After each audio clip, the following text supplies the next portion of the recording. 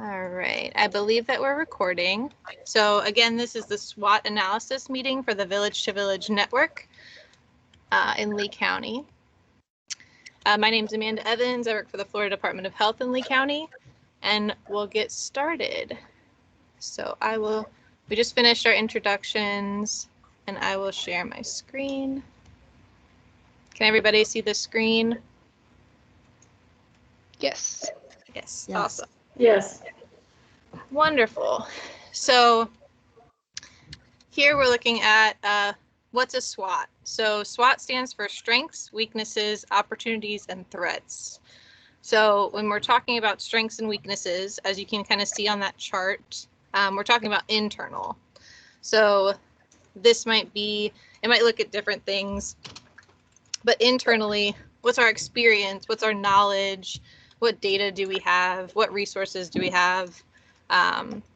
If we have any certifications or mandates we have to follow, commitment, morale, things like that. And then when we talk about external, which would be the opportunities and the threats, that is more of like the political environment, stakeholder involvement, technology development, partnerships, which we do have, I'm happy to announce. And then just like public health trends and things like that. So that's kind of what we're looking at. Again, I really want this to be a interactive meeting. So I'll pull up the next slide, which is strengths for our SWOT.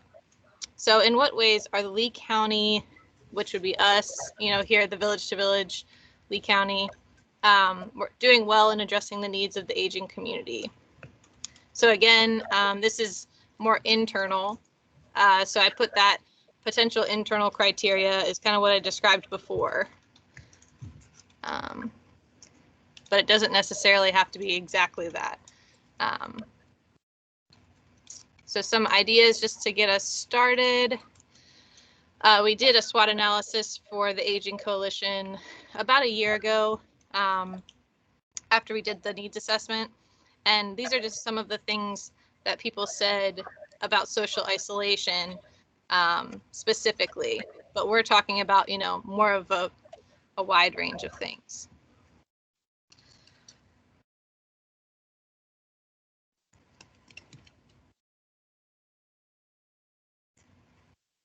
So I'll go back to this one. Oh, sorry. All right. Anybody want to chime in about some of the strengths that we have? What are we doing good in Lee County about addressing our aging needs?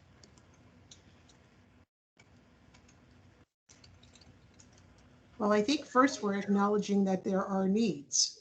Because if you stay silent and pretend it's not there and you're putting your head in the sand, it doesn't help. But by saying that we need to do more or something different, I think is a strength that we're open-minded and willing to grow. Yeah, definitely.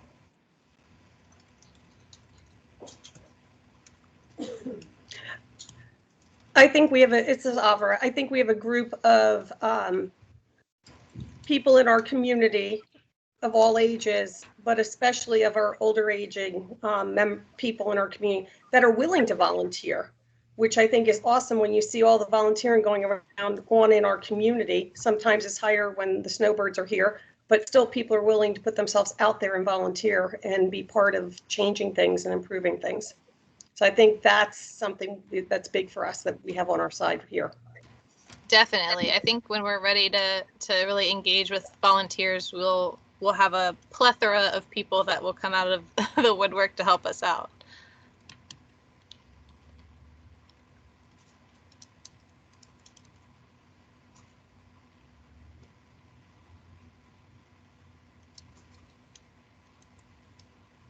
I think, this is Barbara, I think that we have a very strong foundation in having the Aging Coalition. I've looked at some other villages, and what we have here is just, it's like we have a very strong jumping off point that a lot of other villages don't have. That's a very big strength. Yeah, I would agree. I think a lot of villages that we've seen have had to make those connections sort of after the fact, whereas we're kind of starting with a bunch of connections in the community with different organizations, and not all of them are aging specific. Some are like, the library and the county and things like that. But I think, yeah, those things we'll be able to, you know, really use those connections to help us moving forward.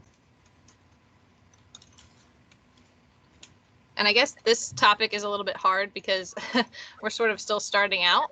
So the strengths that we have may be few right now, but we'll build upon them for sure. Well, and one thing I think is good is because it is a volunteer membership or friendship of being part of the village to village, Mm-hmm. or by volunteering, we're not part of a government, we're not part of anything that restricts us by governances, or we make our own. Mm-hmm. So I think we'll be able to share and help and do all the positive things for ourselves and each other without having external barriers. Yeah, for people who don't know, yes, Florida Department of Health, we're like helping lead this discussion, but we're looking at creating a village to village, which would be a nonprofit. So it wouldn't be connected to necessarily any organization. So Bernice, you're right. We wouldn't have any restrictions like we would if we were trying to start something like at the state level. Right.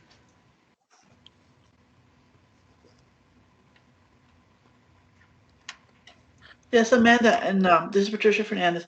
I believe that the people that you have here already, the organizations, they have their own perspectives, and the customers or clients or patrons that they serve, and so they know them already. So you don't have to go out and research it. You already have all this wealth of knowledge, and that's very big for when you start something this big and this wonderful.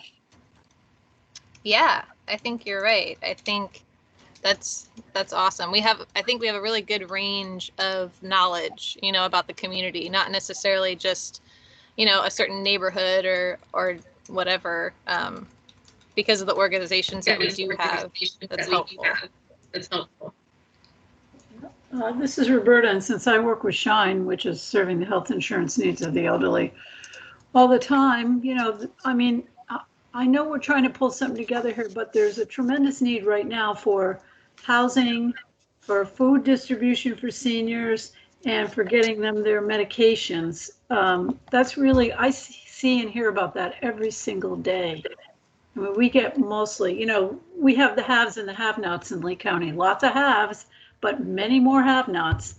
And I wish we were saying, this is what we're going to focus on, because we can do all the, things we want to do, but I'm still going to get calls every day from the woman who's looking for a $600 rent because she's just been evicted and living in her car, and she's 72.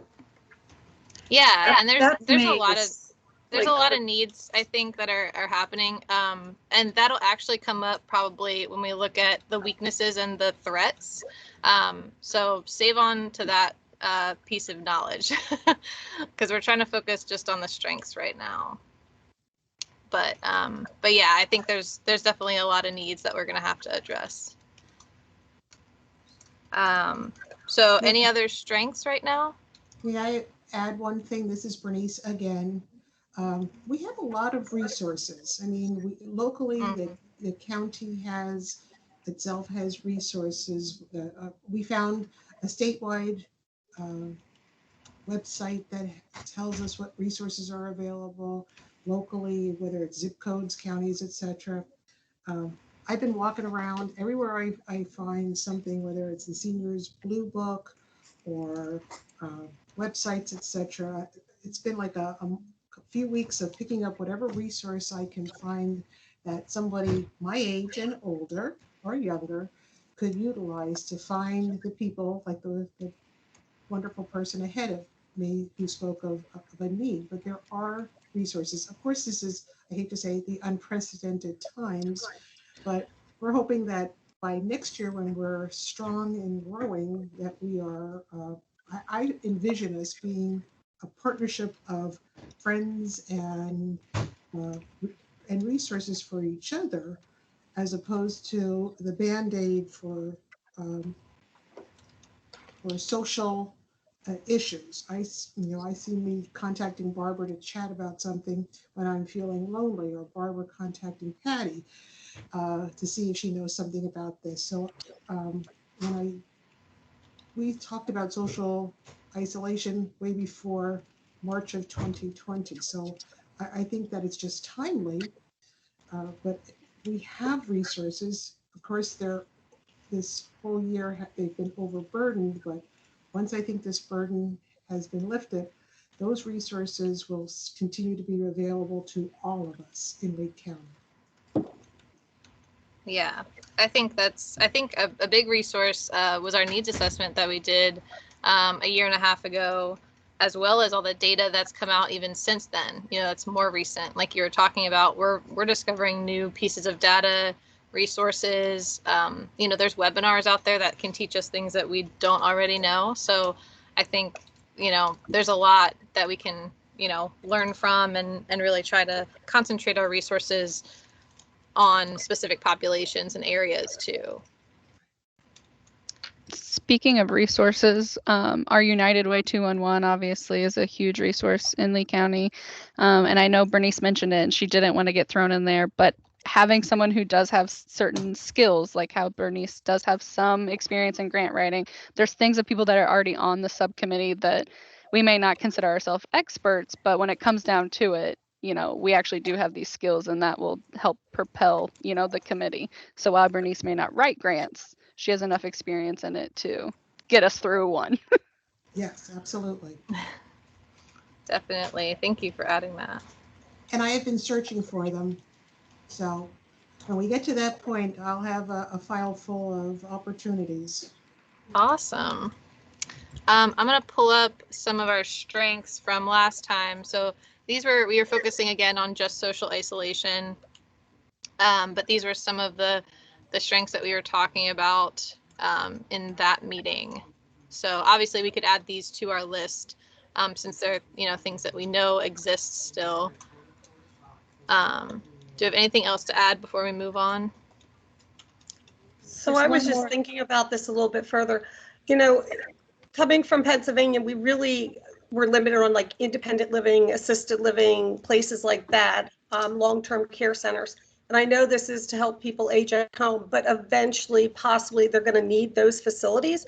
And we have a plethora in this community. And I think that maybe that is something we should tap into, because even though immediately they're not going to benefit from it, down the road when someone needs it, they may benefit from it.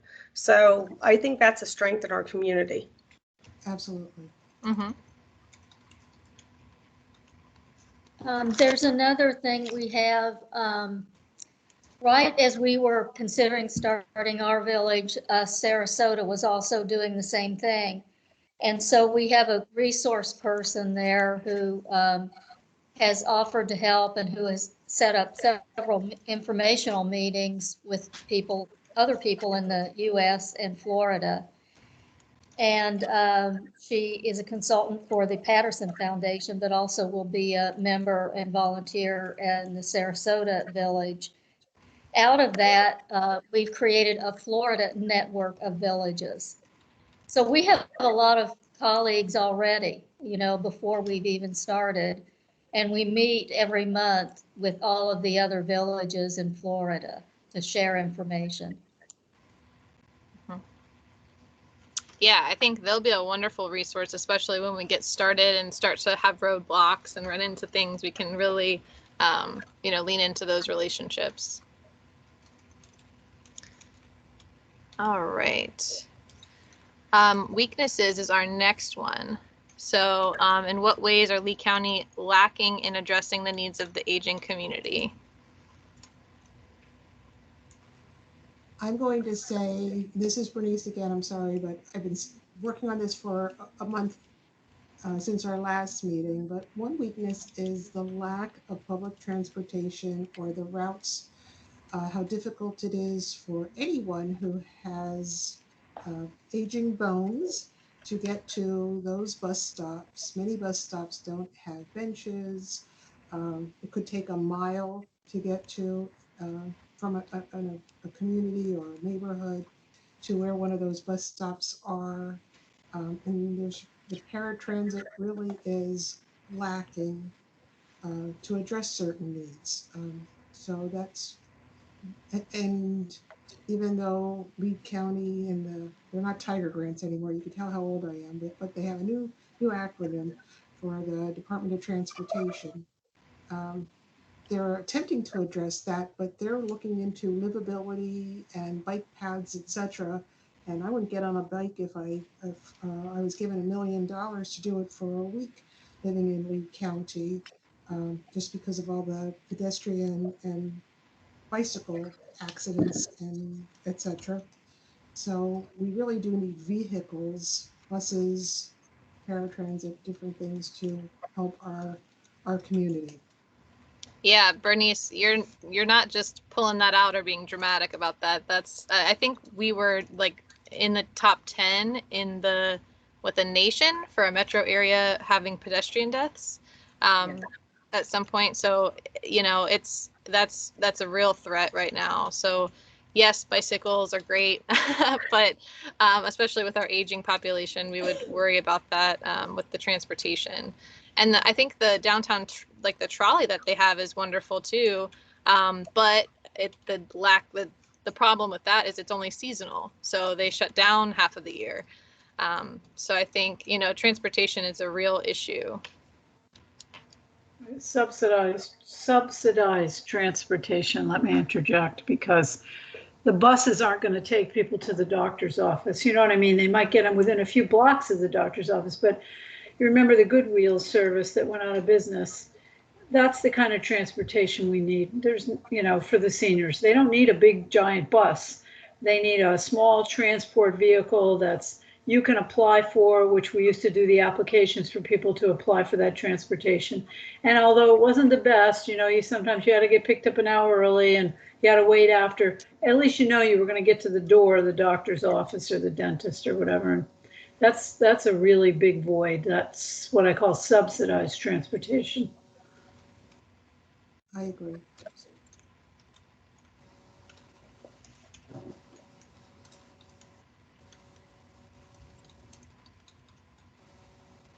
So is there anything, is there any other like transportation things to talk about, or do we want to move on to another weakness?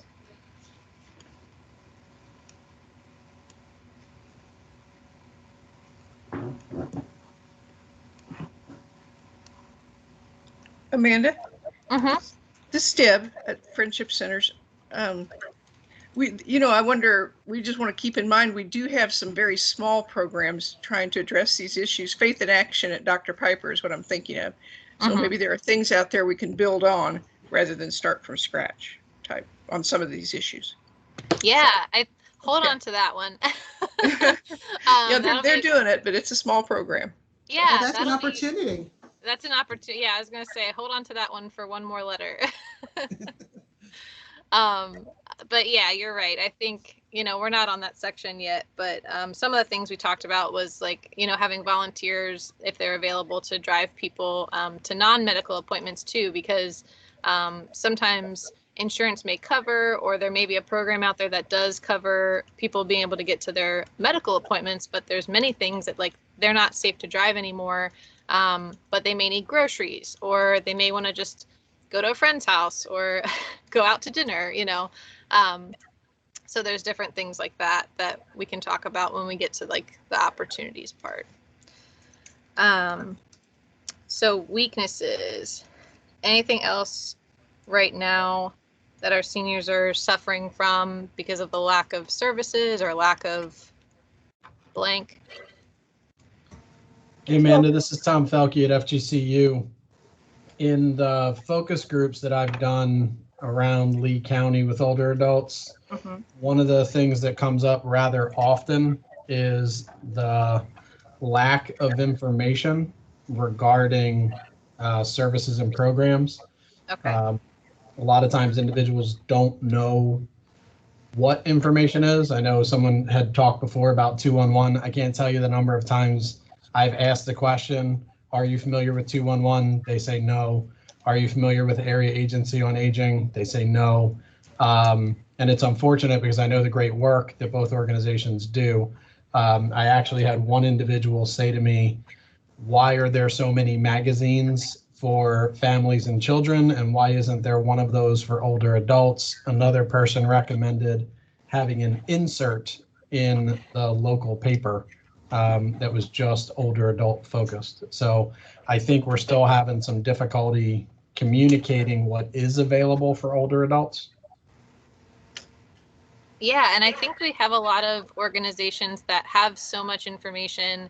I feel like there's, is it like a lack of like a centralized location that like a number that they could call similar to 211, just to hear about events and things like that. Yeah, and I think somebody mentioned before about the senior blue book, right? I think, and I think the senior blue book's great, but what we really kind of need is almost like a one-stop shop electronically for older adults. More and more older adults are using tablets and laptops and smartphones, et cetera. We got to figure out a way to get them that information that way. Although a lot of older adults that I've spoken to also say that they get the majority of their information still through print media and local news. Yeah, I want to say when we did our assessment, the majority of the people that we surveyed did have access to internet and got a lot of their information online, but not all. I want to say it was like 50 or 60%. Right. So that's, yeah. Thank you for that. And I do agree with utilizing maybe a one page and whatever. Mondays seem to be yes, I'm the age that I still get the newspaper at home and half my neighborhood does. Even if Monday, which is the thinnest newspaper locally, would have events and whatever, one page, both sides for people who are even 55 plus, 60 plus, whatever the age is, and resources, I would think half the people who want to advertise for those elder services would use the other half of it. So one would be informational, the other side of it could be advertising for services for people like us who are looking for those services. So I don't think it would be a bad business plan for the news press. Again, this is Bernice. I just talk as though everybody knows who I am. Sorry.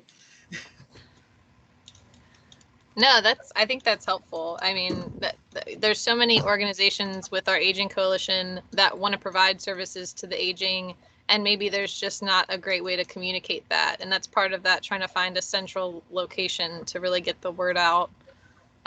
Even if that's not the village to village, even if we're just supporting another organization, or maybe we have like a website or something, there's a lot of options to try to get around that. So Amanda, two other thoughts are, you can look at a transient population from multiple ways where, transient of younger people who are just moving around with job to job to job. That could sometimes be hard to build relationship and stability, but also our snowbirds, that could end up being a negative for us.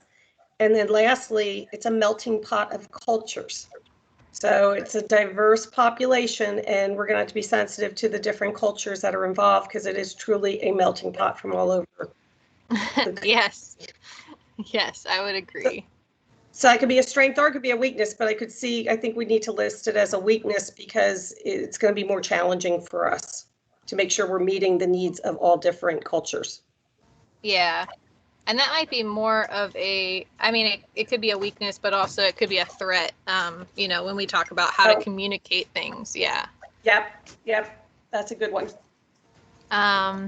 So I pulled up some of our weaknesses from when we were talking. This was just about social isolation. So we can kind of build on this, but this can kind of help us maybe get some more ideas. So actually, I guess a year ago, we also talked about there's no place to get a word out about events, transportation. We talked about the rural areas, costs associated with events. So that was another one. Sometimes we have events in our area, but they're not always free. a lot of our services are centered in Fort Myers versus, Cape Coral, or if they live in Lehigh or Bonita, they may have to travel pretty far. Our county's pretty big. Full-time residents got lost in the shuffle with snowbirds. That came up. Snowbirds.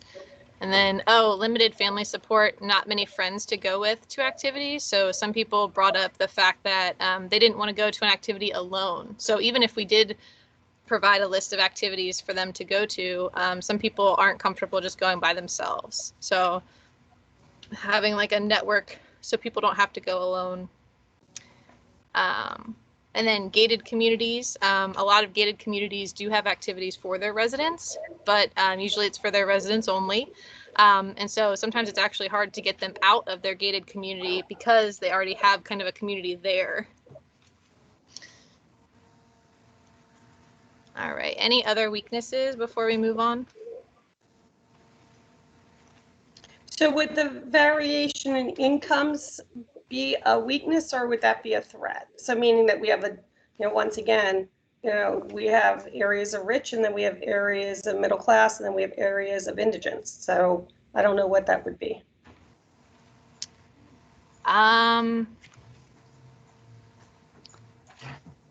I think personally that it would be a threat, because threat's more of like the external, like something we necessarily can't affect, but we have to like take it into account, if that makes sense. I could be wrong, but that's how I would picture like poverty and multiple income levels. Okay, I just wanted to bring it up. So okay, put that I think under it's a threat really then. great point. Yeah, I'm also, by the way, everyone, this is Abigail. I'm typing everything as we're saying it, so it's not getting lost in the shuffle. That's why Amanda's kind of running the talking and I'm typing everything. So I already have things for our threats and our opportunities just because you guys were saying it and I didn't want to forget. So it's not getting lost. Awesome. Yeah, we'll send out maybe the PowerPoint with the recording and Abby's notes after the meeting. Any other weaknesses before we move on? Well, I'd like to comment too on what Avra was saying, because this is Barbara. There's an Elder Needs Index that's put out by the Office of Elder Affairs in Florida. And when you look by census tract at the data for people over 55, in some cases, the thing that they're measuring is for people over age 55 or 65. And there are neighborhoods or census tracts that have, there's one that, just as an example of kind of a tale of two parts of Fort Myers, you've got 600 people over the age of 65, around 600 in both of these neighborhoods. In one neighborhood, 41% of the people over 65 have a disability. 90% of those over 55 are in a minority group, and 36% are near poverty level. And then you take the other neighborhood with another, 600 people that are over 65, and it's 14% with a disability, 3% minority, and 4% who are near poverty. So you've got these extremes, and I think it would be easy for us to start a village in an area that doesn't need it, that have a lot of people with a lot of time to volunteer, and we should not focus there. We need to focus on the census tracts that really do need the help. And that's really goes back to the whole idea of gated communities and people who are in great need, and then a lot of communities where there's very little need. Although I think it would be a great benefit to everyone's life, but there's a lot of need in Fort Myers. Yeah, and I wonder, where they're located in reference to like where their services are being given. If they need to go somewhere to meet with a social worker, or if they need to go somewhere for a doctor appointment or something like that, is that on the other side of town, and then they have to figure out transportation and stuff to get there? especially the people with the higher needs, like somebody with a disability or a chronic illness may have to have more doctor's appointments. So that could be part of a weakness for sure.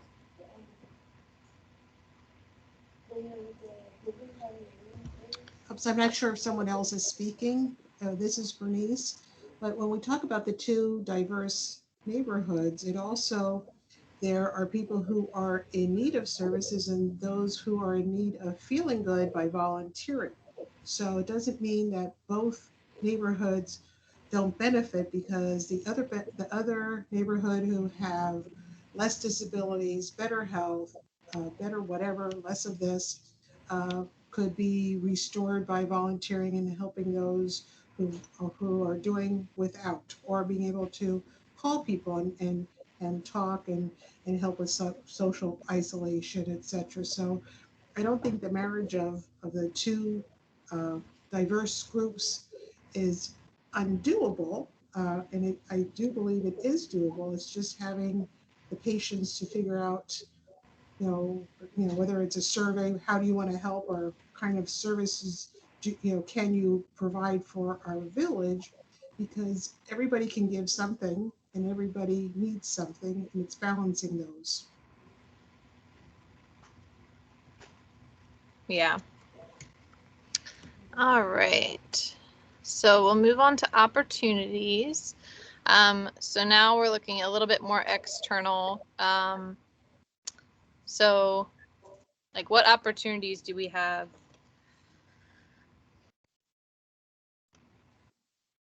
Or Abby, did we come up with any opportunities before?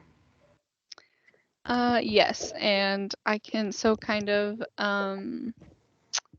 someone, was it Deb maybe, was talking about the Faith in Action, which is like the small project they've got going to address transportation, which, correct me if I'm wrong about that, but that's what I've written down. Also opportunities would be using our volunteers to help drive for non-medical related transportation. They insert within the local newspaper, like a one-page event for the aging population, is an opportunity. A one-stop shop electronically for our older adults. I also added, just when Barbara was talking about potentially using that census tract data to focus our services and or even just our marketing of the committee to those areas that are in need once we kind of have everything up and running. And then kind of what Bernice was saying, taking our groups of people who may necessarily not need as much help, but they want to volunteer, and match them up with the people that are looking for help in transportation or food distribution and all of that kind of stuff. So we've already listed a bunch of stuff. Does anybody have anything to add to those? Hey, Amanda, this is Tom Felke at FGCU again. I have a couple things. One, I would say, is the continued development of senior centers in Lee County. We know that one is now started over at Peace Lutheran Church. And I know that the Friends of Benita Seniors continue to work on the development of one there as well. And then somewhat selfishly, I can let you know that FGCU, between the Department of Social Work and the Marib College, are looking at 3 separate initiatives that are all focused on serving older adults in the community through either student practitioner development to as care managers with older adults, possible development of a specific gerontology academic program for older adults, as well as a potential funded partnership to have a center on aging. Awesome. Can I put a bug in here? Perhaps the event I go to, there's always somebody who has so many hours of community service. And eventually, when we are community service, maybe we can be on that list. So then people could volunteer for us and be foster grandchildren, foster children, foster technology advisors, whatever else we have us to certainly need assistance with the city field knows how to become.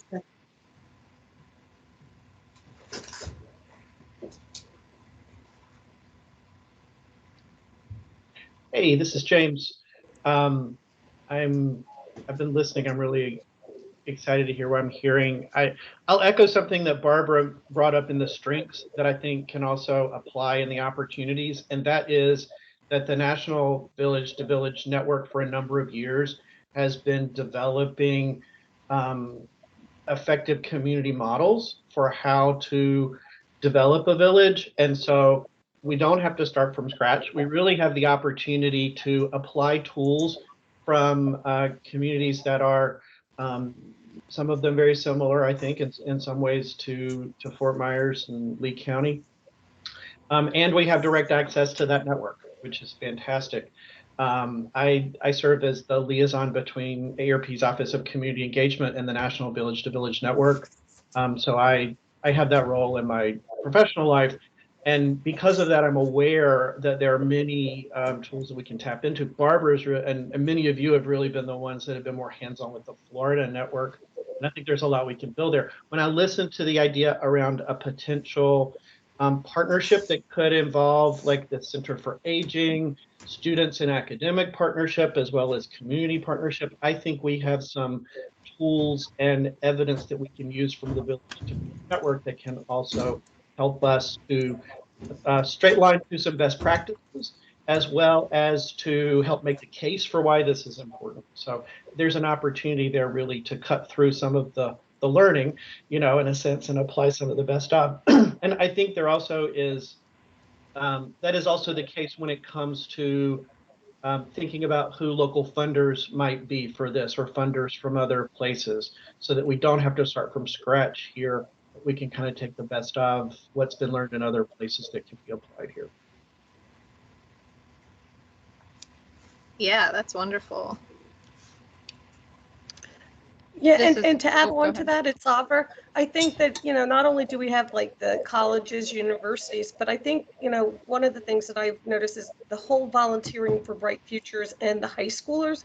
We have so many high schools and kids looking for volunteer opportunities that maybe that is something we tap into not only at the college level, but at the high school level to get help. I'll just pipe in. I think that's great. And I love thinking about intergenerational models that kind of bring together across different ways that we get sliced and diced up in community, and I'm very passionate about volunteer engagement and how we tap into community-based volunteers. So I love that as an opportunity here. I don't know much about the Dr. Piper Center, but I do. If their Faith in Action program is affiliated with the former Robert Wood Johnson Faith in Action Initiative, I'm pretty familiar with that one because I actually used to serve on their national board. So that would be. I love models that really activate volunteers in community. And what I love about the village approach, I think some of the most successful villages really figure out how to engage volunteers effectively in community. So if we start with that as a key opportunity and think about, it's important to have professional organizations at the table, but really thinking about a grassroots movement that taps volunteers from the beginning, I think we actually have a greater chance for really doing something powerful here. Yeah, and in addition to, the high schools and the colleges, I believe it's Patty who had a really good idea to get in with the faith-based organizations because there's a lot of volunteers there as well. A lot of people that would possibly help with funding as well as volunteer hours. So I think that could be a good resource as well. And I'm going to butt in one last time. I think opportunity-wise, there are grant opportunities that go from 2,000 to the most I've seen is about 150,000 for pilot programs for specific groups, which would be our group. And I don't see that that's going to dry up any soon. Last March at this time, it was incredible with funding, and all of a sudden, the valve is turning back on. So I think that we will have more opportunities for financial support. And I will help. Thank you for that, Bernice. Here's some of our opportunities we came up with, again, when we were focused on social isolation. So getting some people together for events or even just talking, getting information out in a more organized way, transportation, social media. I think in our needs assessment that we did, there were a lot of people who used like Facebook and neighborhood apps to get information. As we talked about today, intergenerational activities are really important. The VFW and the Moose chess groups. We talked about United Way 2-in-1. Home health agencies. I know we have a couple on our aging coalition. They can help us distribute information and be a good partner. And then faith-based agencies. So is there any other opportunities before we move on from that? We'll have to do some research on this, and I have not been able to find it, but there was a presentation to the Village to Village Network last week about funding in the rescue plan that has to do with aging. And I'm sorry, I don't have it right in front of me, but we need to check on that. What do you mean by rescue? The rescue legislation and the Okay. funding just came out. There are funds in there for targeted to older adults. Not just specifically related to COVID, but that are related. Okay. Abby, do you have something to say? There was just one thing that I wanted to add, and I guess it's more of the development of this, and I know Barbara's touched on it before, but how we do have other counties, or I guess just communities, that are also either already a village and or are currently trying to create a village. So we're able to kind of get all of that information about like what's working in other counties, and kind of like a lot of people have said, we're not really starting all the way down at the bottom. We do have all these other people that are helping. So that's more of like the process part. But I think that's a big opportunity that we sometimes forget about, is all the other people that are kind of doing it with us in other counties. Yeah, definitely. All All right. I got one more thing. We've kind of attracted the attention also of the Village to Village Network and the fact that we're starting our village from scratch and in a different way, perhaps, than other villages have, because there's concern that the villages that around the country, are kind of they're having somewhat of a difficult time in thriving because they have not built in enough in the way of several funding sources to ensure that they're sustainable. So we have an opportunity to do something different from the very beginning and build in sustainability. So we have a lot of people who we can contact, and the Village to Village Network board will be very helpful, I think, in that.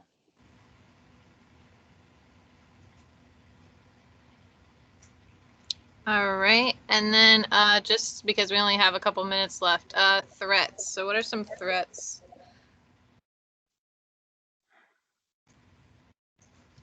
Abby, did you have a list already going of threats? Yeah, so far I have what Avra was talking about with our diverse population and how we address the many cultures. And then also just kind of the different ranges in income and poverty throughout the county. And then another threat that we kind of talked about, because I feel like it's something we can't necessarily affect, is our snowbirds. They're going to come whether, it's helpful for us or not. So I've also jotted that one down. Yeah, there's a lot of feelings towards snowbirds, good and bad. All right, what other threats? This is Patricia Fernandez, not connected to anybody, to any organization, but there was, there have been words of start from scratch or have organizations that are already in place, and, poverty, non-poverty, volunteering, social isolation. And so there could be, if you have different deferring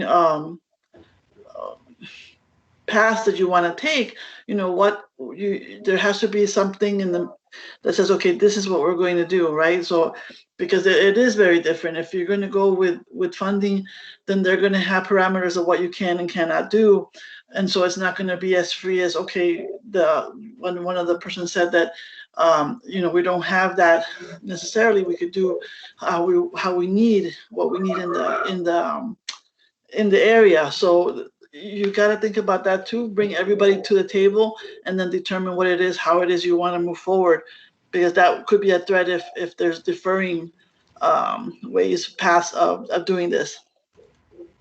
Yeah, and that's a great a way to introduce. We're going to talk about it at the end of the meeting, but we're going to have another meeting in a couple weeks that kind of goes over timelines and priorities.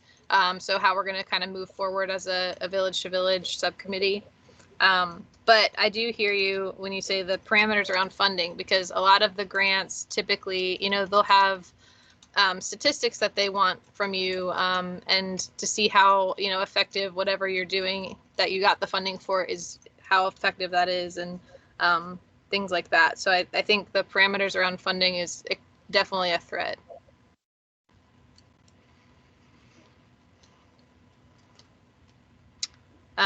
And kind of related to that, maybe, trying to find the gaps in services. We have so many different organizations in Lee County that are part of the Aging Coalition and possibly not. So I think, making sure that we can find those gaps, I guess that could be an opportunity as well. We could try to address those gaps. So I can make that a complicated one. And under threats, other villages have membership, and membership includes financial commitment, whether it's $10, $100, or hundreds of dollars. That could be a structural membership, people coming in and what they can afford. And that would drive the purchases.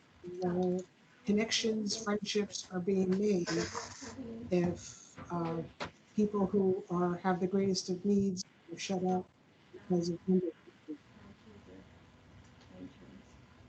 Yeah. And I see that it's 2:59. We'll keep going because we're recording this so we can watch it later. But if anybody has to go for a meeting or anything like that, we'll send this recording out and we can get feedback on it afterwards. So I just wanted to say that. Do we have any other threats?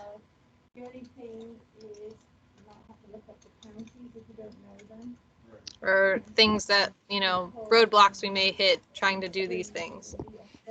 This is Abigail. I know I'm cheating a little because I know of everything that we did with our Aging Coalition, but when we did the SWOT analysis for our Aging Coalition, specifically talking about social isolation, a big issue was like the stigma around people not wanting to necessarily ask for help.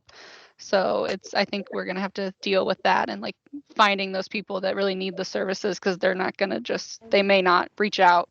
We kind of have to find them. Yeah. Another one I was thinking about, and I think Barbara probably brought it up, is sustainability.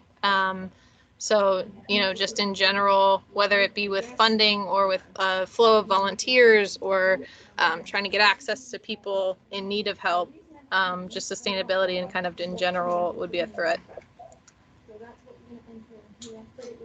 Hey, Amanda, it's James, and I'm just going to give a very basic one, which is, I think there is just at this point a lack of understanding of what a village really is. And that becomes a threat when people hear it and immediately say, oh, we're already doing that.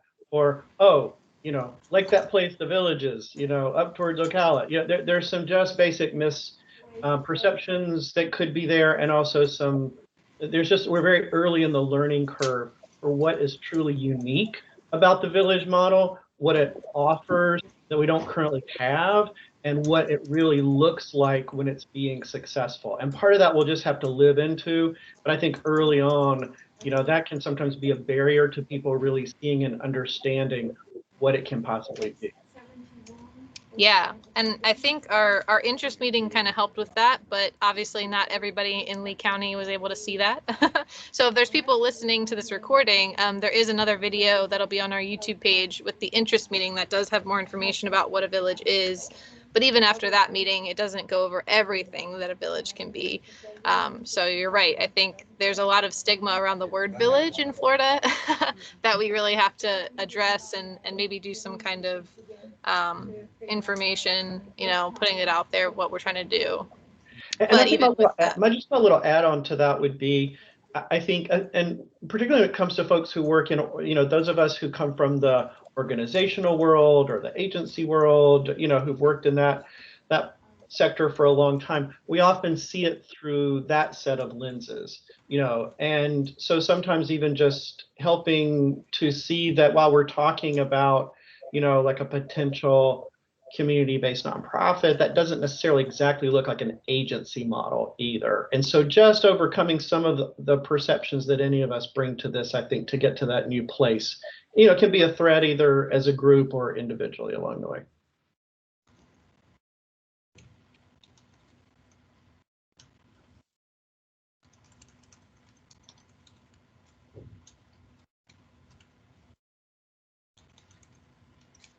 all right, do we have any other threats? Here's a list of what we talked about with social isolation from last year's meeting. Lack of funding, illness. We did not know about COVID back then.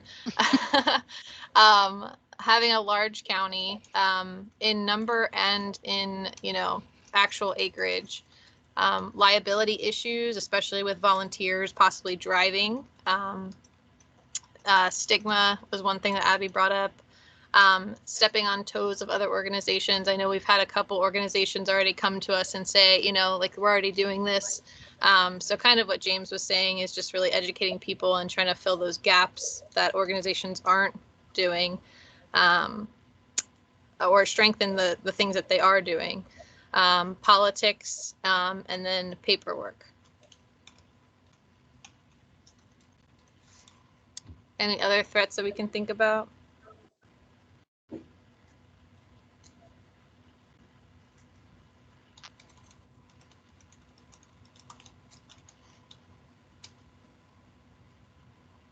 Alrighty. And then we just have a couple slides left. So do we have any ideas for partners who aren't at the table that should be? Who should we invite to come make this a reality?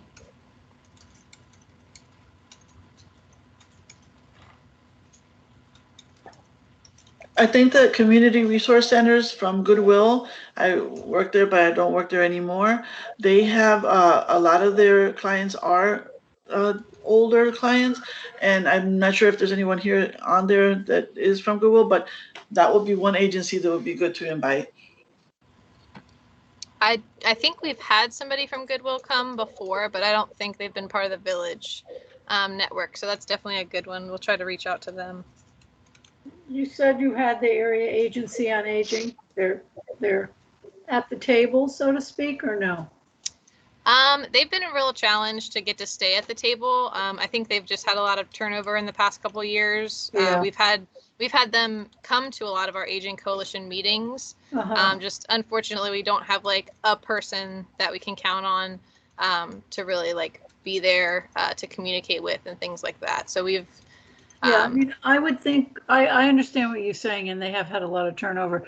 I see them as like a critical piece in this, don't you think? I mean, they're all the way from Sarasota to Marco. They take care of not just Shine part of it, but as you know, they do the needs-based home care assessments and they work with Medicaid on transportation, and it would be nice if we could find somebody from there to start getting involved from the beginning, and also someone from Medicaid. I don't know if that's possible, but that's a big deal down here for seniors.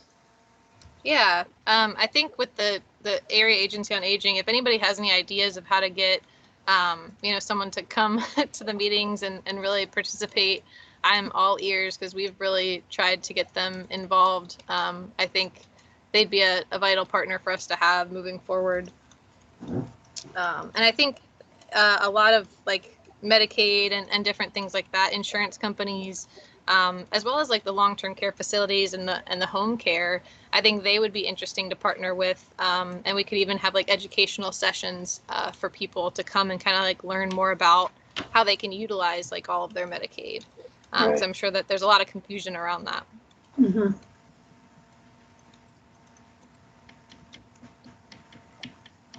Amanda, what about AARP? Do you have anybody from there? Because they're they have plenty of resources and would have a lot of good information. Yes, AARP definitely has a lot of information. I think we have about 2 people that are from the AARP that are on our aging meetings, but we can definitely try to keep getting more people involved from there. I think actually we have some. I'm AARP. Yeah. Yeah, that's how I found out about it, through AARP. Yeah. So yeah, you're with the volunteers for AARP, right? Mm-hmm. Yes. Yeah. Awesome. But Yeah. there are other people that are aware of this, not just me. Right. Okay. Awesome. Yeah, there are. I'll chime in on that. So I actually work for the AARP national office. We have an office in each state, and it's the Florida state office that would probably be the primary partner, and that's where like our volunteers come from. And there are also AARP Florida staff that are aware of what's going on and keyed in. So definitely, y'all have the ear of AARP in several different ways. Awesome. I think that we should put that under strengths.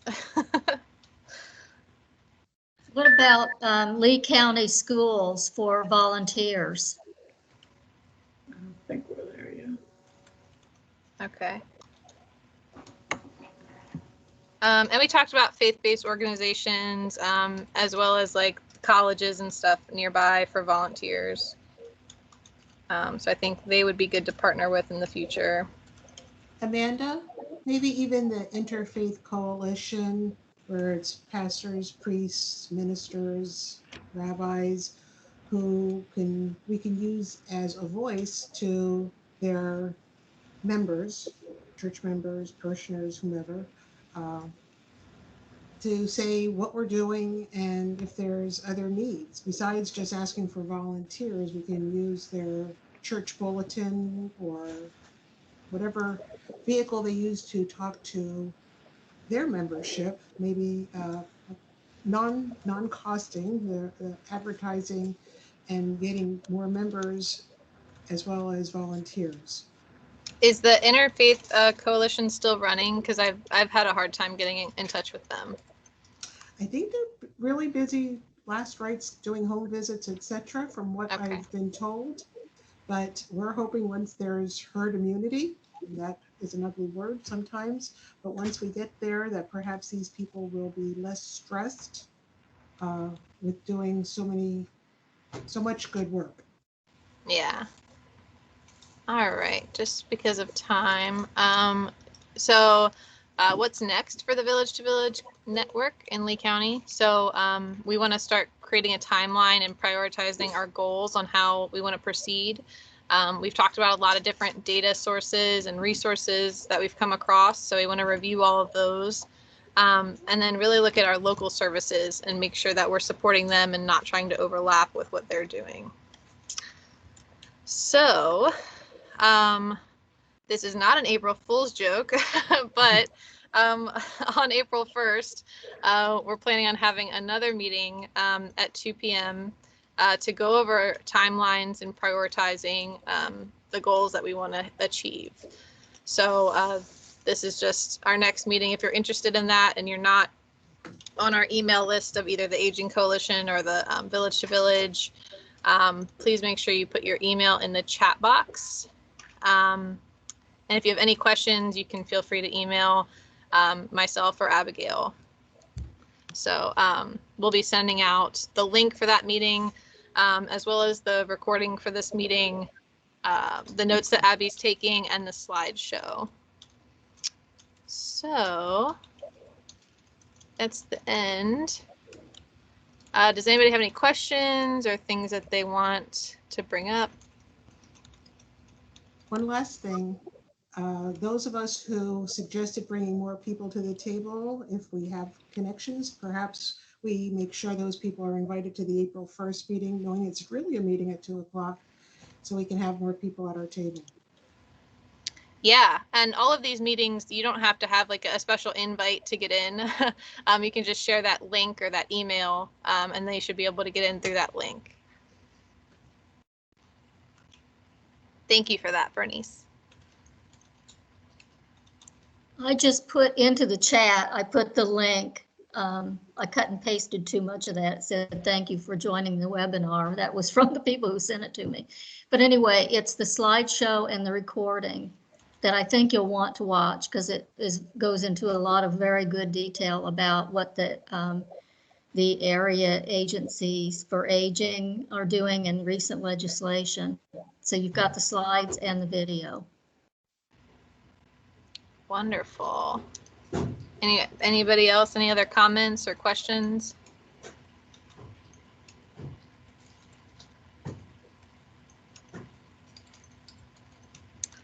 Wonderful. Well, we'll check out Barbara's link that she put in the chat. Please feel free to email Abby or I in between now and then if you have any questions or want to be part of this email. Oh, people are typing in the chat. I don't want to give them time. But we'll stop recording at this point. I think we're pretty good to go with that.